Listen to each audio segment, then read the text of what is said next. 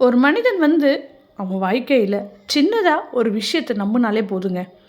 அவன் எந்த விஷயத்த அந்த அளவுக்கு நம்புகிறானோ அந்த அளவுக்கு அவனுக்கு வந்து வெற்றி வாய்ப்பை உருவாக்கி தருங்க. ஒரு கல்லை காட்டி அது வந்து கடவுள்னு சொல்லி அவன் வந்து முழு மனதோட நம்பி அந்த கடவுளுக்கு அபிஷேகம் ஆராதனைலாம் பண்ணால் கூட நிச்சயம் அது வந்து கடவுளாகவே வந்து மாறி அவனுக்கு காட்சி தருங்க.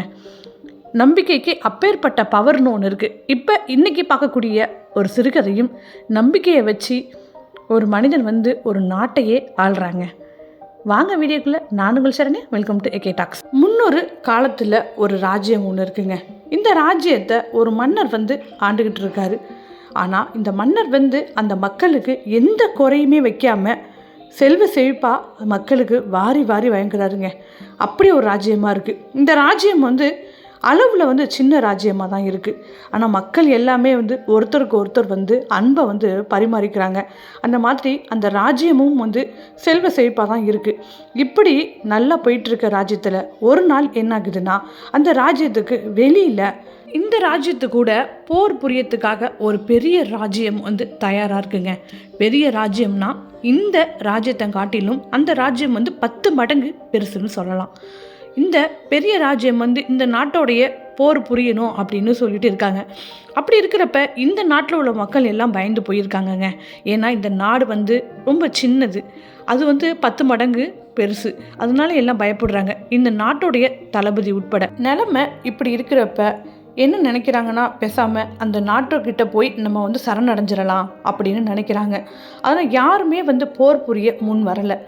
உடனே ராஜாவுக்கு வந்து ஒரு யோசனை வருது. என்ன யோசனைனா, அந்த நாட்டிலேயே ஒரு துறவி இருக்கார், இந்த ராஜ்யத்தோடைய துறவி. அந்த துறவிக்கிட்ட போய் நம்ம கஷ்டத்தெல்லாம் சொன்னால் என்ன அப்படின்னு நினைக்கிறாரு. உடனே அந்த துறவியை பார்க்குறதுக்காக ராஜா புறப்பட்டு போன பிறகு துறவியை வந்து ராஜா சந்திக்கிறாரு. இப்போ ராஜா வந்து துறவிக்கிட்ட சொல்கிறாரு, இந்த மாதிரி நம்ம நாட்டம் காட்டிலும் 10 மடங்கு பெரிய போர் படையே அவங்கக்கிட்ட இருக்குது. அவங்கக்கிட்ட நம்ம போர் புரிஞ்சு நம்ம எப்படி ஜெயிக்க முடியும் அப்படின்னு சொல்லிட்டு கேட்குறாரு இந்த மன்னர். உடனே துறவி சொல்கிறாரு, நீங்கள் வந்து கவலைப்படாதீங்க, நான் ஒன்று சொல்கிறேன், அதை நீங்கள் செய்வீங்களா அப்படின்னு சொல்லி துறவி கேட்குறாரு. சரி சொல்லுங்க அப்படின்னு சொல்லி மன்னர் வந்து சொல்கிறாரு. உடனே அந்த துறவி சொல்கிறாரு, ஒன்றும் இல்லை, என்னை வந்து உன்னுடைய போர் படைக்கு தளபதி ஆக்கிடு அப்படின்னு சொல்கிறாரு. இது கேட்ட ராஜாவுக்கு ஒரே ஷாக்காக இருக்குது. என்ன நீங்கள் வந்து ஒரு துறவியாக இருக்கீங்க, உங்களுக்கு வந்து அமைதியை தவிர வேறு எதுவுமே தெரியாது, நீங்கள் எப்படி வந்து அங்கே யுத்தத்தில் இருந்து போர் புரிய முடியும் அப்படின்னு சொல்லி மன்னர் கேட்குறாரு. உடனே இந்த துறவி வந்து ஒரு புன்னகையோட சொல்கிறாரு, என்ன தளபதியாக மட்டும் நீ ஆக்கி பாரு அப்படின்னு சொல்கிறாரு. சரி, ஒரு காரணத்துக்காக தான் துறவி இப்படி சொல்கிறாருன்னு சொல்லி சரின்னு சொல்லி உங்களை தளபதியாக நான் ஆக்கிடுறேன் அப்படின்னு சொல்லி துறவியோடையே அரண்மனைக்கு வந்தடைகிறார் ராஜா.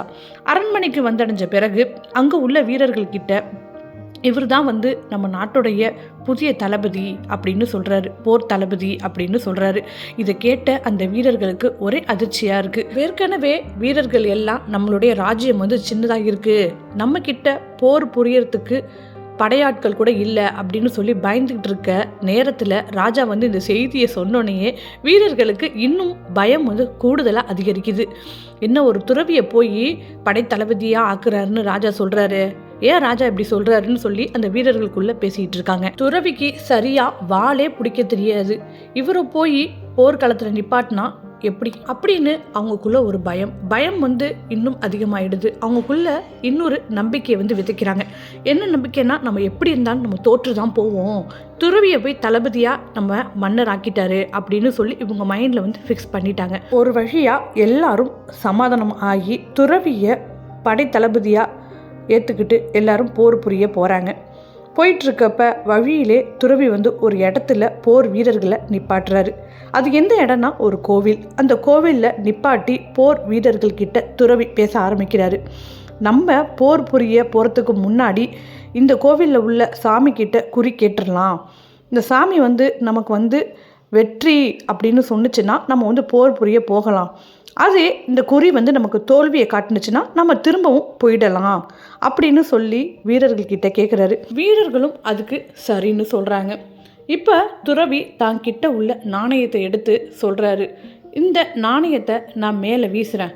அப்படி வீசி கீழே விழும்போது இந்த நாணயம் வந்து தலை கீழே விழுந்துச்சுன்னா நம்ம வந்து தோல்வின்னு எடுத்துக்கலாம். அதே நாணயம் வந்து நேராகவே வந்து விழுந்துச்சுன்னா நம்ம வெற்றி அப்படின்னு எடுத்துக்கலாம் அப்படின்னு துறவி சொல்கிறாரு. இப்போ இந்த நாணயத்தை எடுத்து சுண்டி மேலே விடுறாரு. நாணயம் வந்து கீழே விழுது. எப்படி விழுதுன்னா நேராகவே வந்து விழுது. இதை பார்த்த வீரர்களுக்கு ஒரே சந்தோஷமாக இருக்குது. அப்போ நிச்சயம் நமக்கு வெற்றி தான் அப்படின்னு வீரர்கள் வந்து அவங்களுக்குள்ளேயே பேசிக்கிறாங்க. துறவியும் சொல்கிறாரு, நிச்சயம் நமக்கு வந்து சாமியை வாக்கு கொடுத்துடுச்சு, நம்ம வந்து வெற்றி தான் அப்படின்னு சொல்லி நம்பிக்கையை அதிகரிக்க செய்கிறாரு. அதே நம்பிக்கையோட அதே உத்வேகத்தோட இவங்க எல்லாம் போர் புரிய போகிறாங்க. அதே தன் நம்பிக்கையோட இப்போ வந்து போர் புரியுறாங்க.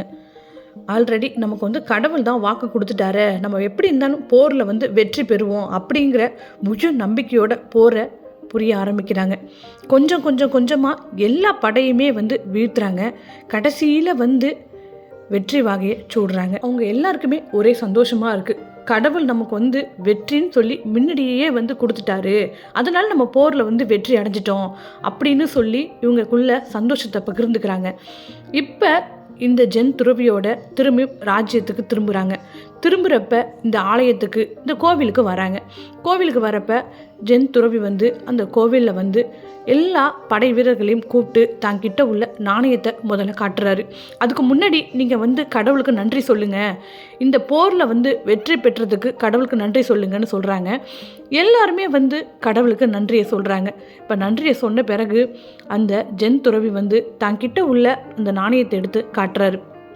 இந்த பாருங்க, இந்த நாணயத்துக்கு வந்து எப்படி இந்த நாணயத்தை தூக்கி போட்டாலுமே வந்து அது நேராக தான் வந்து விழும், தலைக்கீழே வந்து விழாது அப்படிங்கிற உண்மையை வந்து சொல்கிறாரு. இதை கேட்ட வீரர்களுக்கு எல்லாருக்குமே வந்து அதிர்ச்சியாக இருக்குது. இப்போ துறவி வந்து பேச ஆரம்பிக்கிறாரு.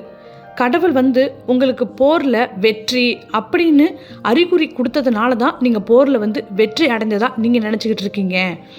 ஆனால் வந்து அதுக்கு மேலே உங்களுக்கு நம்பிக்கைன்னு ஒன்று இருக்குது. உங்கள் மேலே நீங்கள் நம்பிக்கையை வைக்கணும். நீங்கள் எந்த அளவுக்கு உங்கள் மேலே நம்பிக்கையை தன்னம்பிக்கையை வைக்கிறீங்களோ அந்த அளவுக்கு உங்கள் வாழ்க்கையில் நீங்கள் வெற்றியை பெறலாம். இப்போ நீங்கள் இவ்வளோ பெரிய போரில் வெற்றி பெற்றதுக்கும் காரணம் வந்து அந்த நம்பிக்கை தான், உங்கள் மேலே வச்ச நம்பிக்கை தான் அப்படின்னு அந்த துறவி சொல்கிறாரு. அது மட்டும் இல்லை, கடவுள் மேலே நமக்கு வந்து பக்தியும் இருக்கணும் தான். பக்தி கூடவே உங்கள் மேலே உங்களுக்கு நம்பிக்கை தன்னம்பிக்கை நிச்சயம் இருக்கணும். இந்த பக்தி கூட இந்த தன்னம்பிக்கையும் உங்களுக்கு சேரும் பொழுது வாழ்க்கையில் உங்களுக்கு அடுத்தடுத்து நீங்கள் வெற்றிகளை சந்திக்கலாம் அப்படிங்கிற ஆலோசனையை வந்து இந்த ஜென் குரு கொடுக்குறாருங்க.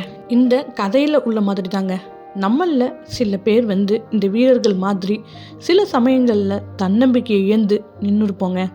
அதாவது ஏதாவது ஒரு விஷயத்தை நம்ம வந்து நினச்சாலே நமக்கு வந்து பயமாக இருக்கும். இது எப்படி நம்ம வந்து செஞ்சு முடிக்க போகிறோம், நமக்கு எப்படி இந்த விஷயம் நமக்கு சக்ஸஸை கொடுக்கும் அப்படின்னு சொல்லி நம்பிக்கை இழந்து நம்ம வந்து காணப்படுவோம். ஆனால் இத்தனோண்டு நம்பிக்கையை வச்சா எப்பேற்பட்ட விஷயமா இருந்தாலுமே நமக்கு வந்து 100% வெற்றி தாங்க. இந்த கதையில் உள்ள வீரர்கள் எடுத்துக்கிட்டோன்னா அவங்க வந்து நம்பினது ஒன்று தாங்க, படை பலத்தை தான் வந்து அவங்க நம்பினாங்க, மனோபலத்தை நம்பலை.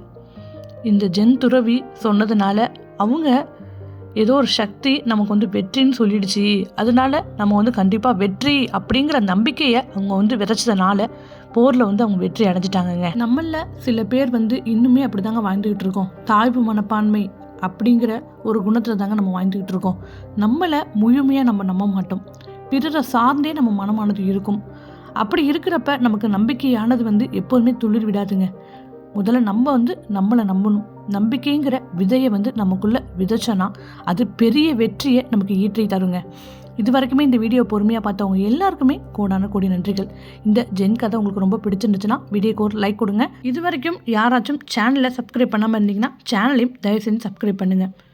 தேங்க்யூ.